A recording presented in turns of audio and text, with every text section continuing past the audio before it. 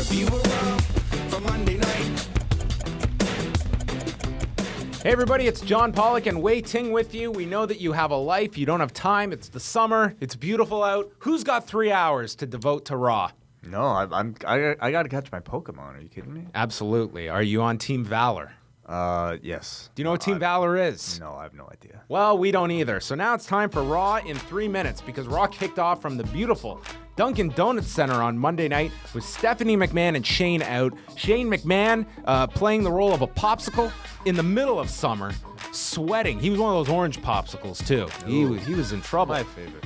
And they introduced the general managers for Raw and SmackDown. Stephanie chose Mick Foley, and Shane McMahon chose Daniel Bryan. Do you like the picks? Bryan's an expected choice, and I think he makes great sense considering Shane is sort of the guy who's heralding that new change. But Foley's a bit of a weird one to me, especially being chosen by Stephanie. But I await to see how that relationship unfolds.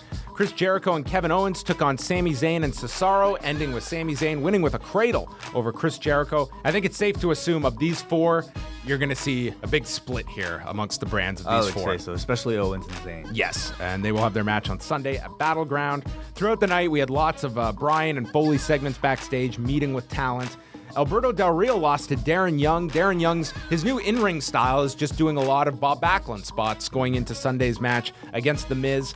And then the second hour kicked off with John Cena out. This led to Enzo and Cass coming out. The Club came out. Then we had the New Day, followed by the Wyatts. It built to a 12-man tag, but we got 15 minutes of open mic night, first of all. There was a lot of talking here, and I think the crowd really did enjoy it, but personally, I thought I just wanted to see the match eventually. 5 minutes in, I had enough. And Xavier Woods is a level 21 Pokemon trainer, whatever that means. It takes a while, I think. This 12-man tag, they went about 19 minutes or so, and it ended with Enzo going for a clothesline. AJ ducked and nailed Cena, and then Enzo took the Styles Clash, and the heels beat the baby faces in 12-man tag action. Seth Rollins cut a promo in an empty arena, believing that he always used the Shield for his own gain, and he's going to win the title later tonight. Baron Corbin destroyed Sin Cara. Sin Cara and Kalisto, they're broken up. Charlotte and Dana Brooke against Sasha and Becky, that ended in a DQ. We will have a mystery partner for Sasha at the pay-per-view on Sunday. RUSEV and SHEAMUS destroyed ZACK, RYDER, and DOLPH ZIGGLER. And then we had backstage Foley and Daniel Bryan essentially saying they respect one another, but they are going to war as the general managers of both brands.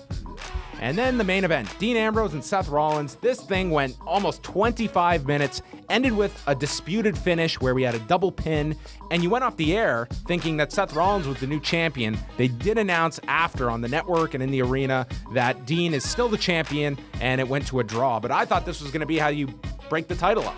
I thought so too, and I think it remains to be seen how they'll explain this tomorrow night and how it'll affect the match on Sunday. But you can expect maybe still something towards what you just suggested. All right, we're going to find out. The draft is Tuesday night. For Wai Ting, I am John Pollock, and this was Raw in 3 minutes.